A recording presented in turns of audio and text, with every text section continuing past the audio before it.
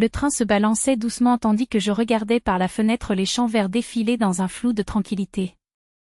Dans quelques minutes, je serais dans ma maison de campagne, ce refuge hérité de mes parents, où le temps semblait s'arrêter et où le chaos de la ville se dissolvait dans l'air frais.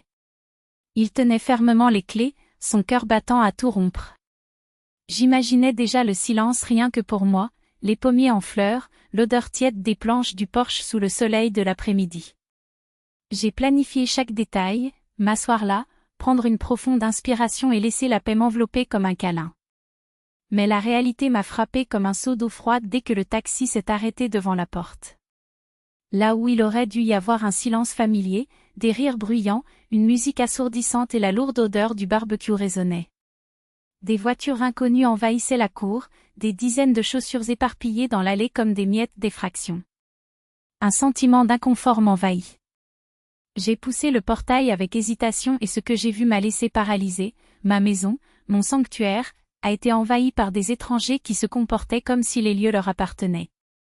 À l'intérieur, la scène était encore plus absurde. Les gens mangeaient, buvaient, parlaient fort, sans même remarquer ma présence. Je me sentais comme un intrus dans ma propre maison.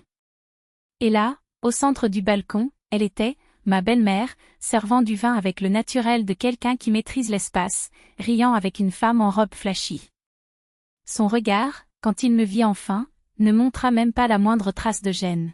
« Ah, tu es là, dis-je avec un ton qui sonnait comme si j'étais un visiteur indésirable, pas le propriétaire de la maison. J'ai pris une profonde inspiration. Désolée de vous interrompre, mais c'est ma maison. C'est moi qui commande ici, ai-je déclaré fermement, même si ma voix tremblait intérieurement. Un silence inconfortable tomba, interrompu par des rires étouffés. Quelqu'un a répété le mot « Donna » avec ironie, comme s'il s'agissait d'une blague. Un homme, en se servant encore de la viande, a fait un commentaire qui m'a brûlé. « Super, le cuisinier est donc arrivé pour nous servir. » L'humiliation me traversa le visage. Il me considérait comme un employé et non comme un propriétaire. J'ai regardé ma belle-mère et tout avait un sens. Elle avait invité ces gens, en omettant un détail crucial, ce n'était pas sa maison. Son sourire forcé ne pouvait cacher sa provocation. « Eh bien, si vous êtes le propriétaire, alors la fête est sous votre responsabilité, dit-il, comme s'il me rendait service. » L'indignation m'a étouffée. « Comment oses-tu » Les invités échangèrent des regards embarrassés, certains se rendant déjà compte de l'absurdité de la situation, mais personne ne bougea. Dans ses yeux, il y avait un défi. « Jusqu'où vas-tu laisser ça aller ?» Je n'ai pas crié. Je n'en avais pas besoin. Ma voix, basse et ferme, avait une autorité qui ne laissait aucune place à la discussion. Cette maison, chaque mur, chaque objet dans ses placards, tout ici porte mon nom sur les documents. Et désormais, rien ne se passe sans mon consentement. Ma belle-mère a essayé de se justifier, en marmonnant quelque chose à propos des « animer l'endroit », mais sa sécurité antérieure avait disparu.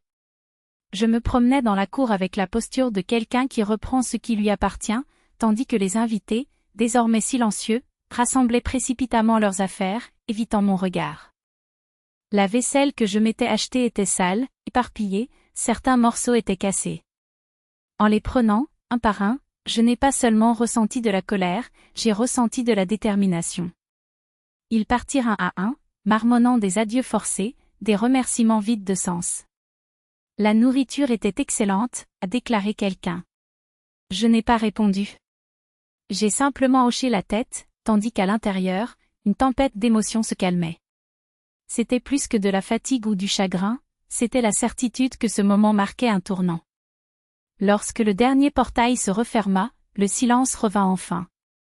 J'ai pris une profonde inspiration, remplissant mes poumons de l'air de la nuit, mêlé à l'odeur de l'herbe et des braises encore chaudes.